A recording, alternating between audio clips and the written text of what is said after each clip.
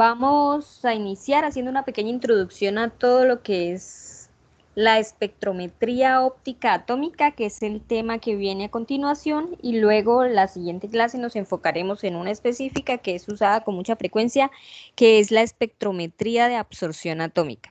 Con esos temas ya terminaríamos el segundo corte. Ahí finalizaría más o menos el segundo corte.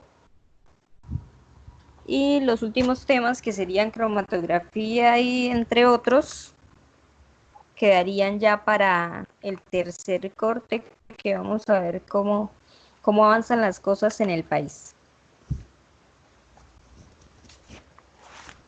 Entonces, la espectrometría o los métodos espectrométricos ópticos atómicos, pues se refieren a todo el proceso que sufren los átomos, a todo el proceso de excitación, a todo el proceso de absorción y emisión de la radiación electromagnética, ¿sí? Hay que tener en cuenta que existen tres tipos básicamente de métodos espectrométricos, es decir, que la espectrometría óptica no es la única, que entre ellos está, como observan en la diapositiva, la espectrometría de masas, ¿sí? Está la espectrometría de Profe, que rayos alguien no X. la escucha. ¿Quién? Ups, esperen, me dirijo al chat. No sé, alguien escribió.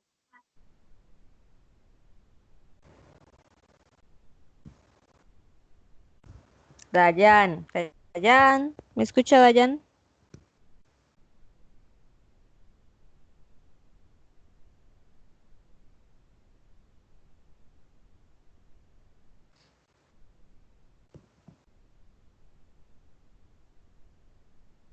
¿Pero ustedes me están escuchando bien? Sí, profe. Sí, Sí, yo sí. entonces, Dayan que vuelva a entrar. Ah, bien, Dayan. Dayan, se escribe oye.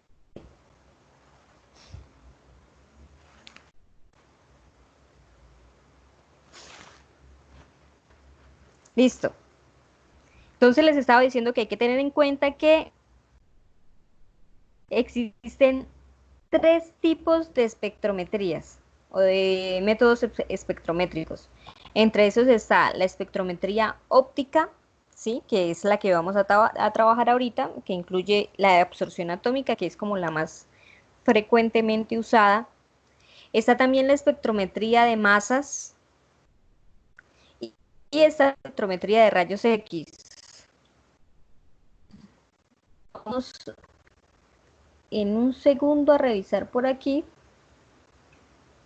el contenido de ustedes. Introducción a la espectrometría óptica, todos los fundamentos. Bueno, la introducción es lo que vamos a ver hoy. Ya centrarse más en la de absorción y emisión atómica. Y vienen introducción a las técnicas analíticas de separación. Aquí está toda la parte de extracción, sin embargo, lo de extracción ya lo vimos. Y la introducción a los métodos cromatográficos. Está la cromatografía de gases, la cromatografía líquida y vuelven, ojo, a la espectrometría. De pronto, ¿por qué lo separaron así? Porque la parte de las separaciones cromatográficas están inmersas con la espectrometría de masas.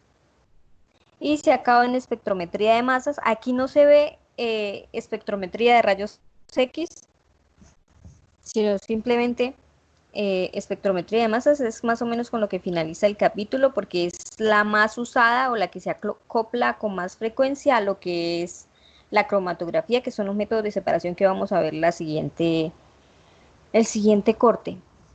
Profe, ¿Sí? una pregunta, la espectrometría de masas ya tiene que ver con interacción con la materia, ¿cierto? Sí, sí. ¿Y cómo la materia se ioniza?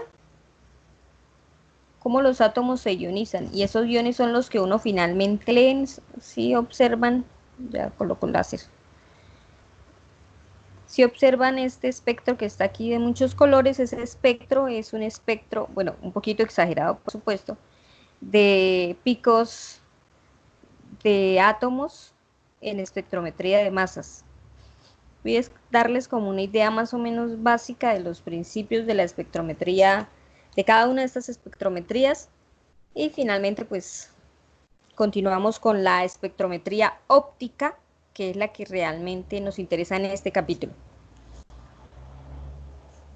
Lo que no se alcanza a ver de todas maneras es la espectrometría de rayos X, que es bastante frecuente, pero Profe, una digamos que pregunta. tiene más utilidad para ustedes las otras, ¿sí? Lo que veamos hoy entra en el parcial, ¿sí? O sea, hasta hoy. Hasta la siguiente clase, Mm. el jueves. O Pero sea, de el todas jueves maneras, tiene el parcial. jueves también tiene que ver Ah, con no, eso. ¿verdad que falta otra clase? Ah, bueno. Sí, Ah, sí, o sea, ya esta semana terminamos tema y eso sería lo del exacto. parcial. Ah, Tienen espacio para el parcial. Ya no me acuerdo cuántos temas hemos visto. IR, Raman y los métodos espectrométricos, que son 3. Y de los 3, 1, bueno, el de emisión y absorción son los que más, a los que más le vamos a dedicar tiempo. Y ahorita vamos a ver por qué. Y ya con eso cerraríamos. Y aquí hay una parte que es muy cuantitativa y que recuerda las curvas de calibración. Así que si recordamos las curvas de calibración, no se traumen. Continuemos acá. La parte de cromatografía también. Recuerda las curvas de calibración. Bueno, en la espectrometría óptica, por ejemplo, los elementos presentes en la muestra se convierten en átomos o en iones, ¿sí? Por medio de un proceso al que empezaremos a llamar atomización. Es decir, la atomización es como una energía aplicada a esas muestras al punto que se puedan empezar a convertir en átomos. Y esos átomos son los que se van a excitar para pasar del estado basal al estado excitado o de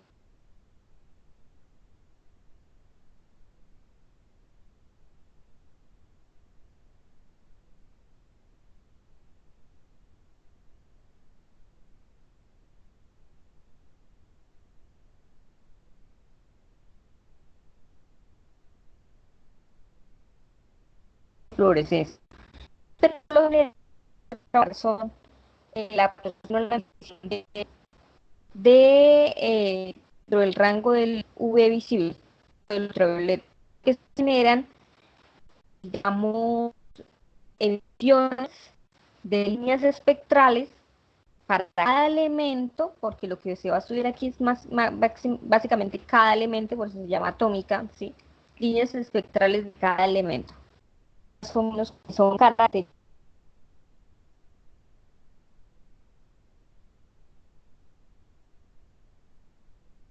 del ensayo a la llama, que cada elemento genera un color particular. Pero aquí obviamente se van a trabajar con muestras y su elemento a estudiar es obviamente el analito. Por lo general en estos casos o este tipo de técnica se usa mucho cuando usted quiere estudiar un elemento de la tabla periódica específicamente, no un compuesto, sino un elemento. Por eso se estudian átomos. Pero bueno, ahorita lo miramos. En la espectrometría de masas, que sería la segunda que tenemos aquí, las muestras Ay, también, me ¿cierto? dice que no, ella se murió. Pero la del tweet es nieta de ella. ¿Pueden apagar el micrófono? Había muerto. Y el mensaje que yo mandé fue que la nieta de ella lo dijo.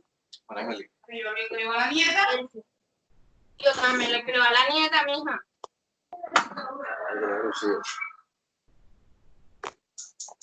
Limpia su credibilidad.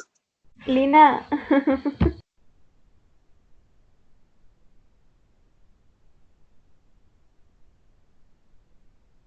Gracias. Yo les estaba diciendo que la segunda parte es la espectrometría de masas, ¿sí? En este caso, las muestras también se van a atomizar. Sin embargo, pues a diferencia de la espectrometría óptica, ¿sí? Aquí los átomos que van a estar en un estado gaseoso se van a convertir en iones positivos, o sea, en cationes. y se van a separar de acuerdo a una relación que vamos a ver aquí en cada uno de estos picos, que sería una relación carga-masa. Con eso finalizaríamos esta materia. Y en la tercera, en el caso de la espectrometría de rayos X, sí, en rayos X no se necesita atomizar la muestra, ya que la mayoría de los elementos, o sea, de los espectros de rayos X son independientes de la combinación que tenga la muestra. Se estudian más los cristales, la formación, la forma en la que se acomodan o se arreglan cada uno de estos compuestos, o sea, de nuestra muestra. Eso así como una cosa muy general. Vamos a enfocarnos en la que nos interesa en este capítulo, que es la espectrometría óptica atómica. Pues básicamente ella integra tres técnicas fundamentales: la espectroscopía de absorción atómica, la espectroscopía de emisión atómica y la espectrometrías de absorción, de emisión y la espectrometría de fluorescencia, que son casos como especiales estos últimos, las de fluorescencias, porque no se van a dar obviamente en todos los elementos de la tabla. Aquí observamos, ¿sí?, en esta figura de la tabla periódica, que más o menos qué elementos están relacionados con cada una de las técnicas. Aquí tenemos AAS, que sería la absorción atómica normal, espectrometría de absorción atómica. Aquí sería la espectrometría de emisión atómica y esta sería la del triangulito, sería la de fluorescencia. La del cuadradito sería la de emisión atómica y la del círculo con el punto blanco sería la de absorción atómica. Observamos más o menos que en la mayoría de los casos los compuestos pueden absorber y emitir energía de la misma manera para estudiarlo, pero también observamos que hay muy poquitos casos. En el caso se señala el mercurio, el antimonio, el telurio, el selenio como elementos que pueden generar fluorescencia.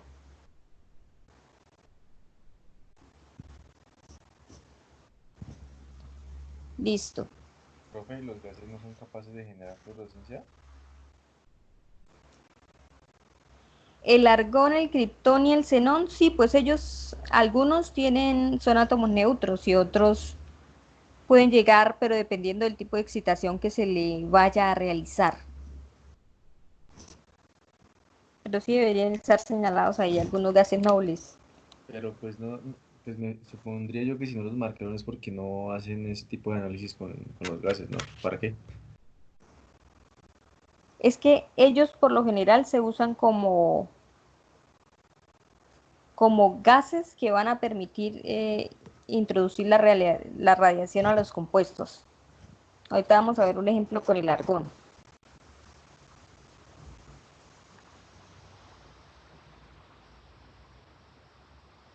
Pero de todas maneras deberían estar, o sea, deberían tenerse en cuenta.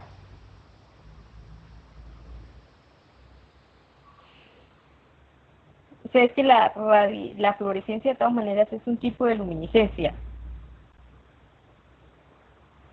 Y pues va a caracterizar son aquellas moléculas o aquellos elementos que son como capaces de absorber energía, pero luego la van a emitir de una forma diferente de pronto a los otros elementos.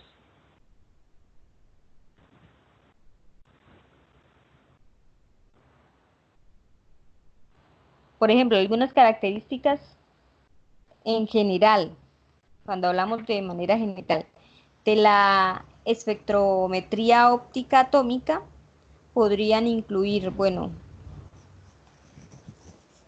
en estas técnicas, pues los métodos analíticos cuantitativos son, digamos, son relativos. De todas maneras, van a depender, pues prácticamente, del tipo de calibración que se vaya a realizar. Por ejemplo, la calibración en la que nosotros decíamos que en el eje de las Y se colocaba la señal que iba a dar nuestro equipo cualquier equipo, podría ser de absorción atómica, podría ser cromatográfico, podría ser de simplemente ultravioleta visible, etcétera. Y en el eje de las X se va a relacionar siempre con la cantidad del analito en la muestra, lo que nosotros llamábamos concentración. Las muestras, por lo general, en este tipo de espectrometría son líquidas.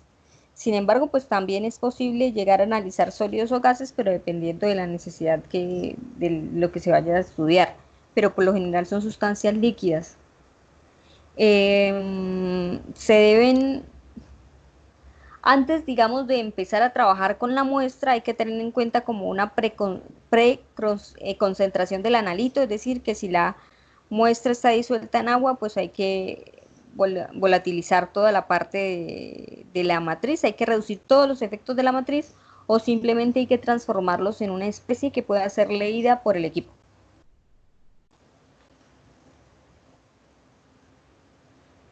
Los espectros atómicos, que son como resultado de esa emisión atómica o de esa absorción atómica, son como las líneas características de cada elemento. Ustedes de pronto sí lo han escuchado, que reflejan la estructura del átomo, por ejemplo, en este caso del litio, del sodio, del potasio o del bario. Según el modelo atómico de Bohr, un átomo tiene niveles de energía relacionados con los orbitales de sus electrones. Hay que tener en cuenta que en este caso los electrones del último nivel de energía, que en el caso de Bohr lo llamaba como órbitas, son finalmente los que van a pasar a estados de energía de mayor excitación, ¿sí? O que los que se van a o los electrones que se van a llegar a excitar son los del último nivel de energía, que por lo general se encuentran en un estado basal. Entonces, a ese estado energético, al más bajito, ya sabemos que se le conoce como estado basal, o el estado prácticamente inicial, o esta E sub 0 que estamos señalando en la parte de acá. Sin embargo, sabemos, porque ya lo hemos hablado, que los electrones de valencia por lo general suelen sufrir transiciones a otros estados excitados. Este estado excitado que se ve aquí como EJ, bueno, simplemente es una nomenclatura, pero es más o menos así. Es decir, así cada transición de E sub 0 hasta E sub J, es decir, de un estado basal a un estado más excitado, será posible siempre y cuando la energía que se aplique a ese átomo, ¿sí?, sea igual a la diferencia de energía necesaria para que él cambie del estado basal al estado excitado. Aquí tenemos los tres tipos las tres tipos de transiciones electrónicas, que obviamente son las que han generado los tres tipos de métodos espectrométricos. Así que en cualquiera de estas tres técnicas atómicas ópticas hay que tener presente como las siguientes características para que por favor me presten atención. Si la excitación se da por absorción, radiación electromagnética, los átomos solo absorberán cantidades definidas de energía, dando lugar a espectros atómicos de absorción. Ojo. Entonces, para regresar a su estado basal, la energía se libera por calor o energía cinética, que es lo que estamos observando aquí.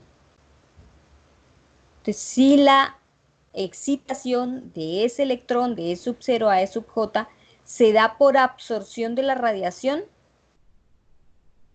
los átomos solamente van a empezar a definir quantums, ¿sí?, o cantidades definidas de energía, y se dan espectros de absorción. Ahora, si la energía absorbida va a ser liberada en forma de radiación electromagnética, se tendrá como resultado un espectro de fluorescencia. Si la energía absorbida es liberada, ¿sí?, como radiación electromagnética, se genera un espectro de fluorescencia. Entonces, en el caso de la izquierda, que es el de absorción, se absorbe la energía electromagnética, pero se libera en forma de energía térmica o en una energía cinética. Mientras que en el caso de fluorescencia, así como se absorbe en energía electromagnética, también se libera en forma de energía electromagnética. Eso es lo que hace que se genere una luminiscencia. Esa luminiscencia es lo que hace la fluorescencia. Y por último, que sería en el caso de los espectros de emisión, si la excitación se da por absorción de energía térmica, que es todo lo contrario al de tipo a los espectros de absorción. Si la absorción si absorbe energía térmica, ¿sí? O una energía eléctrica, los átomos, cuando se relajen, cuando vuelvan a pasar a su estado basal, van a emitir prácticamente una radiación electromagnética. Cuando emite la radiación electromagnética, en el caso de los espectros de emisión, se observan líneas de colores, en otras palabras, que son los espectros de emisión, que están definidas para cada elemento, que es lo que se observa aquí. Eso sería en el caso de los espectros de emisión. ¿Sí notamos las tres diferencias?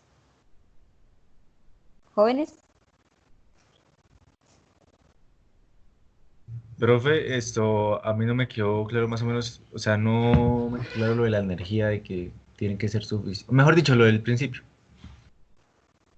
Que la energía que usted vaya a aplicarle a la muestra tiene que ser igual a la diferencia de EJ menos E sub 0, para que por supuesto logre generar una excitación en los electrones, si no, no es posible. O sea, la energía tiene que ser suficiente para que él pueda pasar del estado basal al estado excitado. Pero ojo, en absorción y en fluorescencia se aplican radiación electromagnética. ¿Listo? Que lo emitan de forma diferente, bueno, uno lo emite en forma de calor, el otro lo emite en forma de radiación, otra vez electromagnética, y eso lo hace como tan únicos a los de fluorescencia. Pero en el caso de emisión, ella no va a absorber energía electromagnética, ya absorbe calor o energía eléctrica o otro tipo de energía, ¿sí? Y cuando emite, sí emite radiación electromagnética, por eso es que se generan los espectros, por eso se genera color en los espectros. Profe, ¿el microondas puede ser un equipo de emisión? ¿Por qué? Porque está, bueno, está proporcionando energía térmica, ¿no? Sí es fuerte.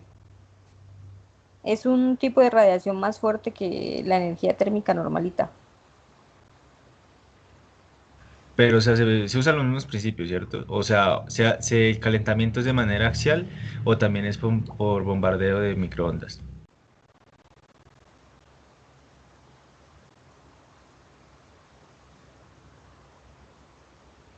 ¿Profe?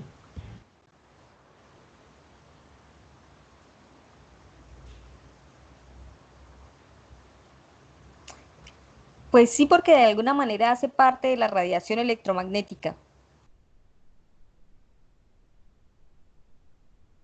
Y es una longitud de onda, digamos, un poquito más corta que, por ejemplo, las que se usan en las de radio. Por eso ellas, pero hay que tener en cuenta que se usa radiación electromagnética, pero se genera es calor. O sea, que sería absorción. Sí, sería como de absorción, porque claro, usted usa microondas, ahí están Anel. Usted usa microondas, pero finalmente la emisión se va a generar es como calor. O sea, no es como al revés, no es como que yo aplique calor y luego no. Usted va a aplicar ondas dentro de los microondas y va a generar calor. Sería más como de absorción.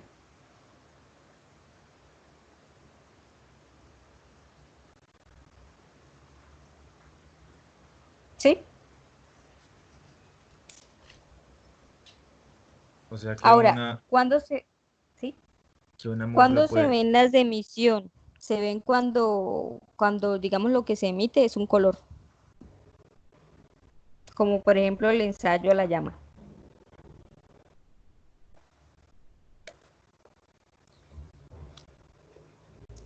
¿Queda, Jan? Ese internet está re malo, profe. Llega como 10 minutos después. Esto, o sea, por ejemplo, digamos que es de manera muy rústica, pero una mufla podría llegar a ser una emisión entonces, porque ese sí es de calentamiento axial, ¿cierto? Ah, sí, pero a que dependiendo si de la temperatura con la que uno esté trabajando y si se logran realmente excitar, si la energía producida realmente logra la excitación de los electrones, sin entre comillas hacer una descomposición de la muestra.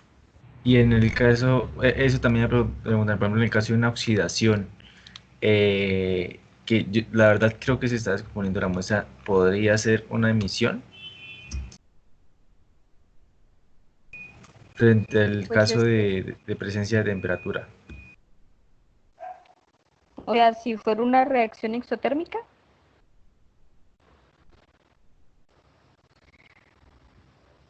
Sí, hay profe. que tener en cuenta, sí, hay que tener en cuenta que es una, ya se convierte en una reacción química, es decir, que va a cambiar la especie con la que estamos trabajando.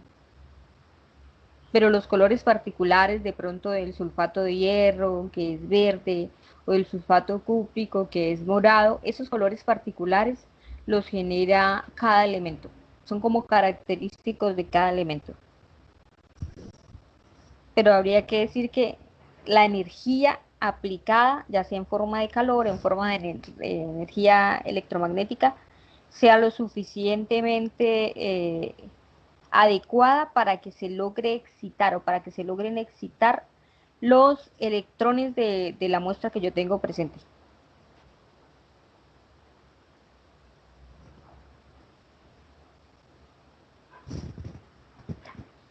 A ver, ¿qué más les puedo decir de la... Ah, bueno.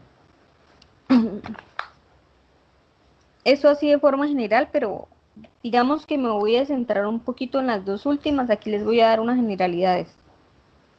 Vamos de pronto a trabajar la siguiente clase un poquito más a profundidad lo que es absorción y emisión. Sin embargo, les voy a decir, la espectrometría de absorción atómica es la más frecuente, es más, es la que está duplicada en la universidad.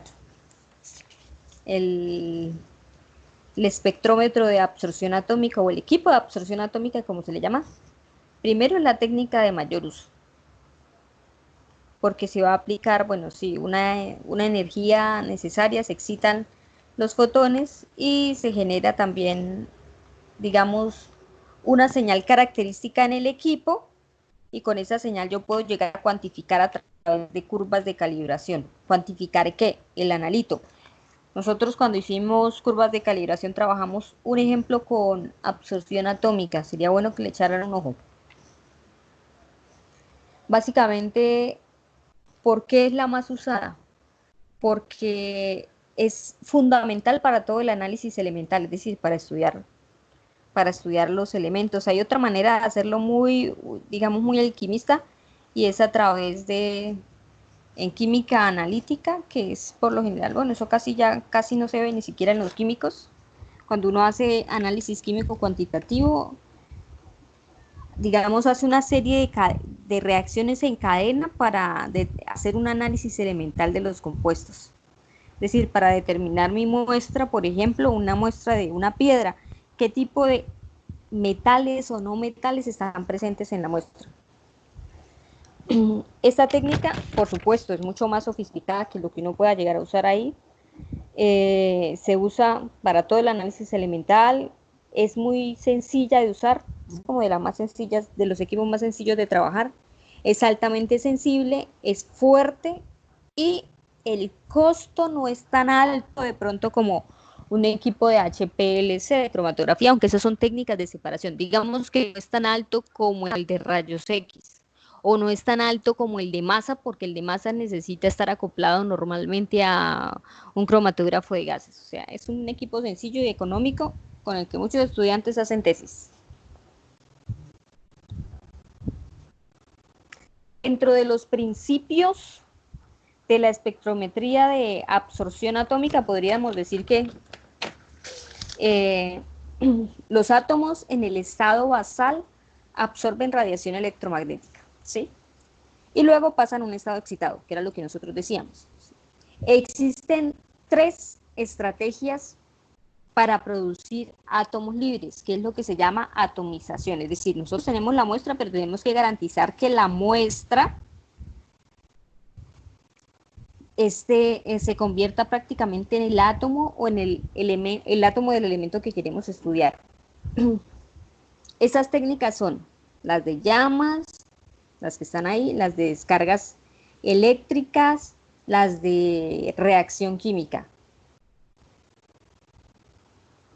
Que pues digamos que de alguna manera se relaciona con lo que decía Jan, con la reacción química, pero no necesariamente. Vamos a mirar más adelante por qué.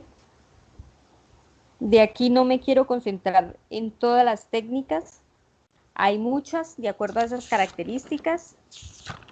Entre esas puedo señalar la espectrometría de absorción atómica por llama, que es de las más usadas.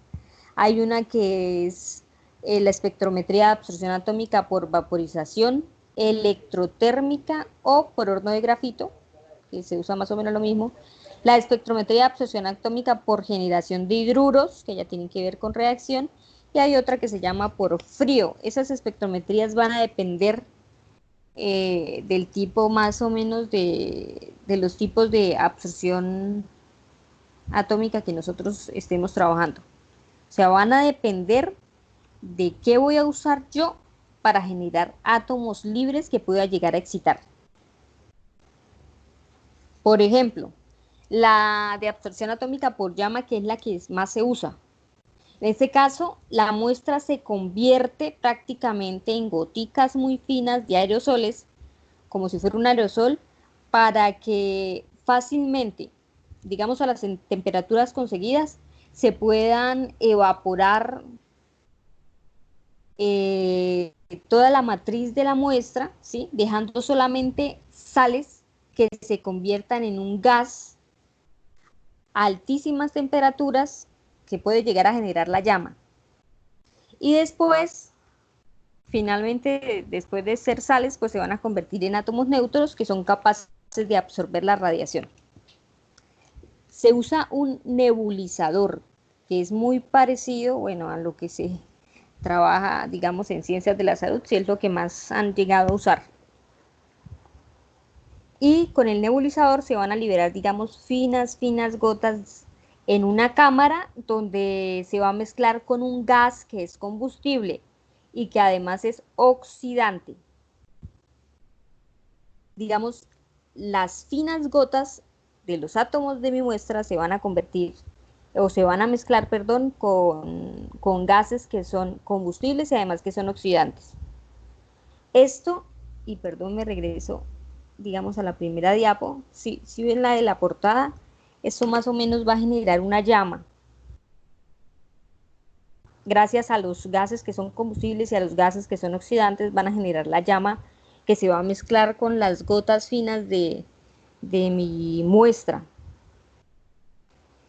Van a salir por una rendija, sí, van a producir llamas más o menos de alrededor de 2200 grados centígrados a 2700 grados centígrados. Son llamas de temperaturas que ni siquiera la mufla típica, que lo máximo que alcanzan son 1000 grados centígrados, puede llegar a alcanzar. Y estas son temperaturas bajitas. Entonces se pueden hacer mezclas de acetileno con aire, ¿sí? Para que sea para que se puedan oxidar y para que puedan ser combustibles, de óxido nitroso con acetileno. ¿Qué tiene de particular el equipo de absorción atómica? El atomizador, ¿sí? Los demás componentes son muy parecidos a los que uno trabaja por lo general en el resto de los equipos instrumentales. Entonces, puede tener una fuente de radiación, aparte del atomizador puede tener un monocromador, obviamente tiene un dispositivo de lectura, un detector, para poder generar las señales necesarias que se forman respecto al trabajo.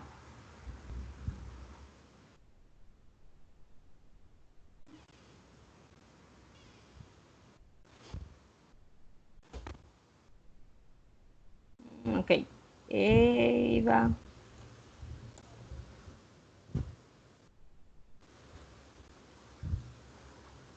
Ahora, esa sería la de absorción atómica. ¿Cómo sería la espectrometría de emisión atómica? Existen dos características que hacen que esta técnica sea como fundamental. Primero, la posibilidad de determinar múltiples elementos en un solo minuto. Se pueden determinar muchos elementos en un tiempo muy corto. Y que la curva de calibración como que no me limita a un límite de cuantificación y detección muy corto, sino que se puede extender fácilmente todas las concentraciones para todas las posibilidades de trabajo.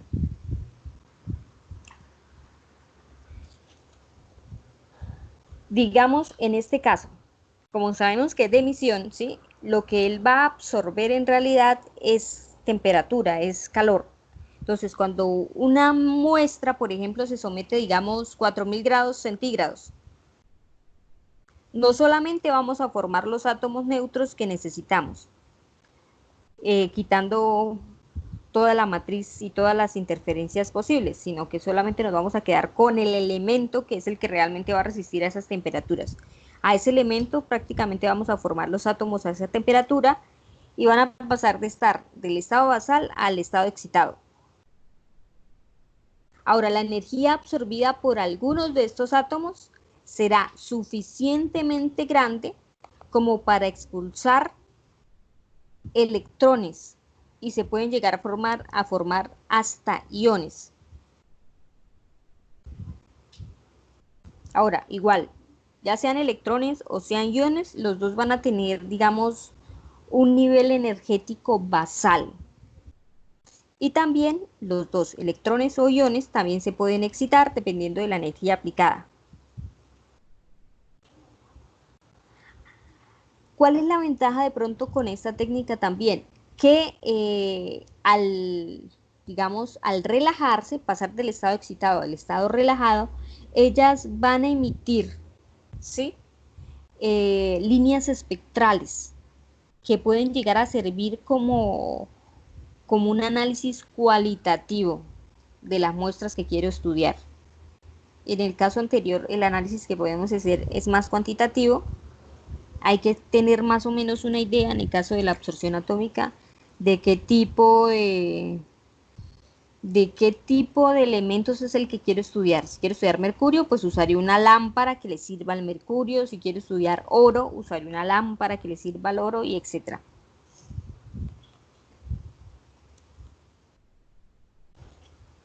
Aquí tenemos más o menos el ejemplo, el estado excitado, el estado ionizado. Ambos electrones o iones pueden encontrarse en estados basales. El estado basal, el estado excitado, el estado iónico basal y el estado iónico excitado. Y los tipos de emisiones que pueden ser las iónicas o las emisiones atómicas normales.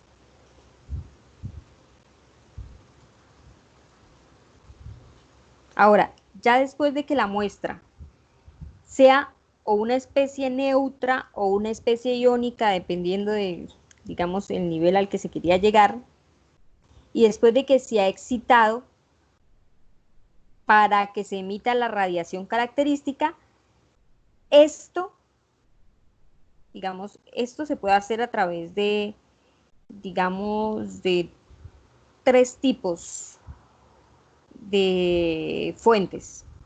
La fuente de arco, la fuente de chispa y el de plasma por acoplamiento inductivo. O sea, esos tipos de fuentes van a generar tres tipos de espectrometría de emisión atómica, que son estas tres que se observan en estos cuadritos. Por ejemplo, en las fuentes de arco, lo que se usa es una corriente continua o una corriente alterna, ¿sí? Se usa una corriente eléctrica. A través de una chispa se formarán iones que conducen la corriente a través de dos electrodos, se usan electrodos. En medio de esos electrodos, digamos que se va a poner la muestra. Ahora, si la muestra puede conducir la electricidad, se quita uno de los electrodos y la muestra misma se usa como electrodos, que son los que finalmente van a conducir la corriente. Ahora, si la muestra no es conductora en ningún sentido, se va a triturar la muestra con grafito y se va a comprimir en como en una pastilla, como si fuera un electrodo, ¿sí? Se va a colocar en medio de los dos electrodos que se pueden conducir la corriente eléctrica. El flujo de corriente que se va a aplicar puede llegar a originar temperaturas alrededor o superiores a 4000 grados centígrados. Pues debido como a la resistencia que se genera entre los iones y entre los electrones, ¿sí? Puede pasar al cuarto estado de la materia, que es algo interesante, que se genera o se crean los plasmas. Es cuando yo paso de átomos a átomos ionizados, o sea, a iones de esos átomos, y se genera el plasma. Entonces, cuando los átomos o esos iones, si están en el estado plasma, regresan al estado basal o al estado fundamental, emiten toda la energía suficiente. Eso sería más o menos en la fuente de arco, así se le llama. En la fuente de chispa se va a disponer desde un circuito eléctrico. Ese circuito eléctrico va a conducir una corriente que es alterna a través de unas brechas. Ahora, las brechas pues están constituidas también por electrodos, que son los que me van a permitir conducir la corriente eléctrica, y van a poder generar, digamos, alrededor de 1000 amperes, y esos 1000 amperes de corriente pueden llegar a alcanzar hasta los 40.000 Kelvin. Kelvin, claro. Pero de todas maneras son temperaturas altas. Y la última, digamos, tipo de espectrometría de emisión atómica de plasma por acoplamiento inductivo. Esta de plasma por acoplamiento inductivo. Se usan plasmas, y en este caso, de gases que se puedan ionizar, obviamente, pero que sean inertes, como es en el caso del argón. Este tipo de, digamos, de técnica puede llegar a alcanzar entre los 6500 y 10.000 grados centígrados. La ventaja es que pueden llegar a atomizar, a ionizar y hasta excitar no solamente a un elemento, sino a múltiples elementos dentro de la muestra. Otra manera de hacerlo no solamente es a través digamos, de esos plasmas ionizados, sino por ejemplo usando un láser. Se llamaría exactamente lo mismo, que sería como espectrometría de emisión atómica inducida pero en este caso inducida por láser, ¿sí? ¿Por qué se caracteriza un láser? Porque tiene una alta radiación. Entonces, el láser puede llegar a alcanzar temperaturas superiores a 7000 grados centígrados. Esto hace obviamente que, igual que en las otras, la matriz se remueva completamente, se sublime, se vaporice, ¿sí? Y el gas va a pasar de un estado excitado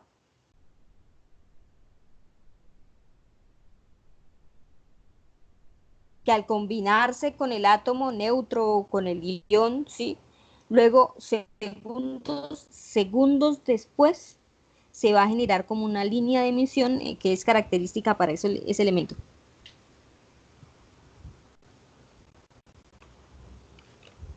En este caso, pues si existe el equipo, si se va a trabajar con el equipo, se va a tener que, es fundamental como la presencia de algún monocromador para dirigir específicamente la longitud de onda del láser que se quiera trabajar.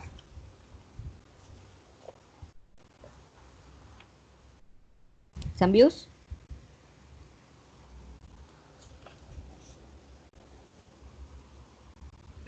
La otra, o la última, por decirlo así, sería de las tres espectrometrías, sería la espectrometría de fluorescencia atómica.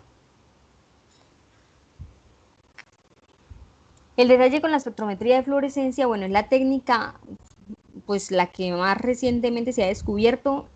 Su uso no ha sido tan difundido porque no se aplica a todos los elementos de la tabla periódica. O sea, es el que menos se usa, el que menos se tiene en un laboratorio común. Aquí se usa algo particular, digamos, el principio de la espectrometría de fluorescencia tiene mucho que ver con la espectrometría o espectroscopía Raman, digo, el de la espectroscopía Raman. Porque un átomo neutro, sí, que está ya en fase gaseosa, pues emite un fotón o es capaz de emitir un fotón después de haber sido excitado mediante la absorción de otro fotón proveniente de una fuente de intensa radiación. Entonces, cuando, cuando él absorbe ese tipo de energía, él puede tener tres tipos de transiciones que ustedes ya han conocido, que son la de resonancia, la Stokes o anti-Stokes, digámoslo así. Aquí observamos una figura del comportamiento de los tres comportamientos, el de resonancia, el de Stokes y anti-Stokes. En la parte de abajo, como en la mayoría, está el estado basal, vamos a llamar el estado excitado 1 y el estado excitado 2.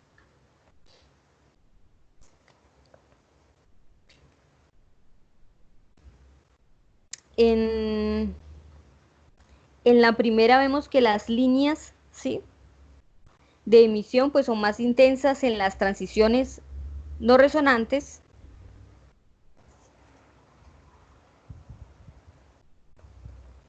¿Aló? En las transiciones no resonantes, Stokes y anti-Stokes, los fotones absorbidos y emitidos tienden a tener distinta energía.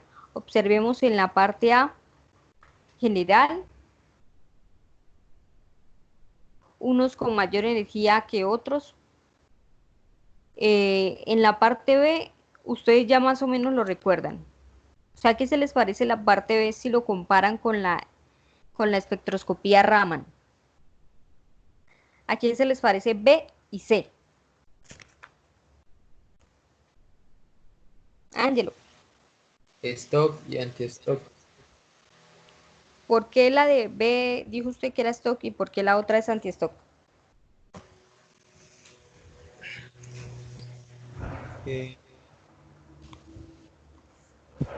¿Por qué era que se llamaba una stock y por qué la otra se llamaba anti-stock?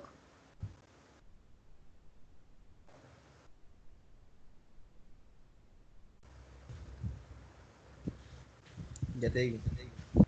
Uh-huh.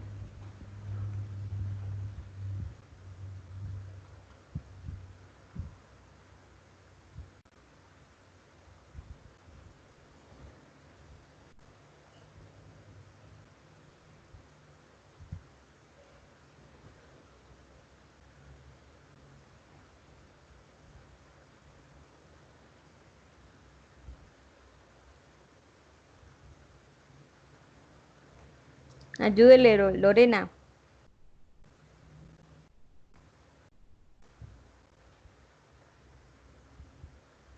Miren que en la figura B,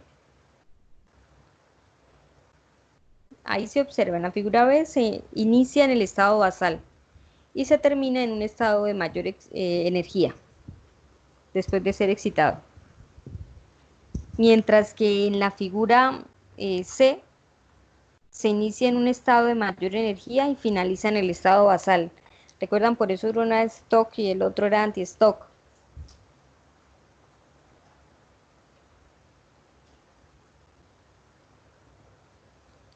Entonces, en las transiciones Stokes, ahí en la B, ¿sí?, el átomo absorbe radiación, sí, y pasa del estado basal al estado excitado. Eso ya lo sabemos. Seguido de eso, se emite como una fluorescencia y queda en un estado excitado intermedio. Por eso se pasa del estado excitado, del estado basal, señalo aquí, al estado excitado 2 y luego del estado excitado 2 al estado excitado 1. Pasa como a una radiación intermedia y por eso se genera fluorescencia. En la transición anti-stock, que ustedes observan acá, o sea, ya está en el estado excitado 1 y a través de cualquier fenómeno que permita aumentar ese estado de excitación pasa al estado 2.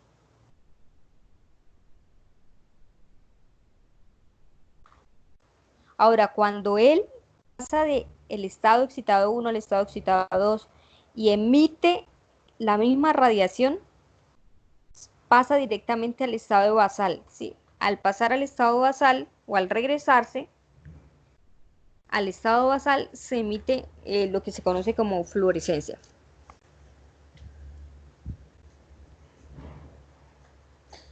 En el caso del instrumento, más o menos de como las partes del instrumento que usa un espectrómetro de fluorescencia,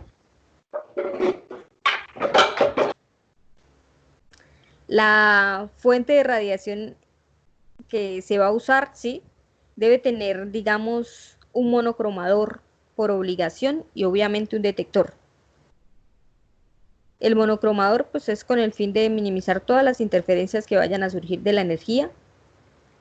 Las fuentes de energía son muy intensas.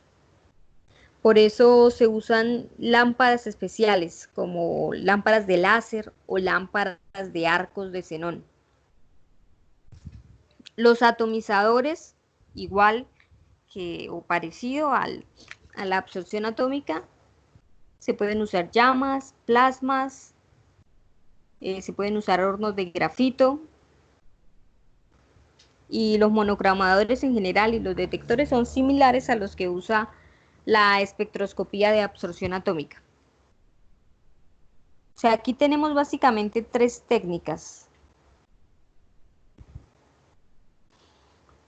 Son 3 técnicas de una sola que se llama espectrometría atómica. Y ya sabemos cuáles son las más comúnmente usadas. Ahora, ¿qué podemos concluir de todo esto? Que para el análisis elemental, la elección de una técnica o de otra técnica, ¿sí?, va a depender del analito, va a depender de la matriz, va a depender de la estructura física disponible. Si ustedes están en la Universidad de Pamplona, pues les tocó usar absorción atómica, ¿sí? Va a depender si el análisis es rutinario, si se hace todos los días o simplemente se está haciendo como por un proyecto de investigación, como en el caso de ustedes.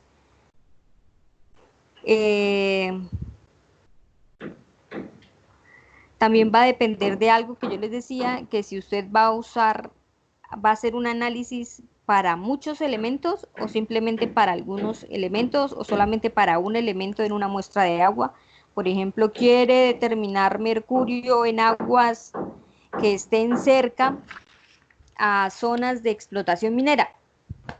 Entonces, para hacerlo necesita obligatoriamente ahí, en ese caso, digamos con lo que ustedes tengan y cuenten en estos momentos, usarían absorción atómica, que sería como el equipo más indicado. ¿Qué hubiera sido lo ideal? Que ya casi estamos terminando, llamémoslo así, la materia. Que pudiéramos haber trabajado un poco experimentalmente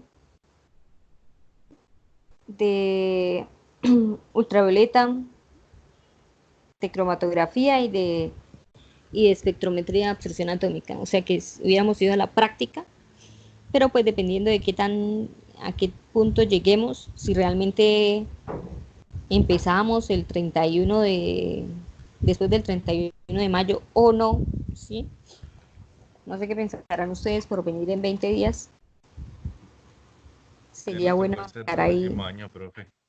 Esto ya no se levanta hasta enero. Uy, no, pero qué optimismo. Pero dejo grabar.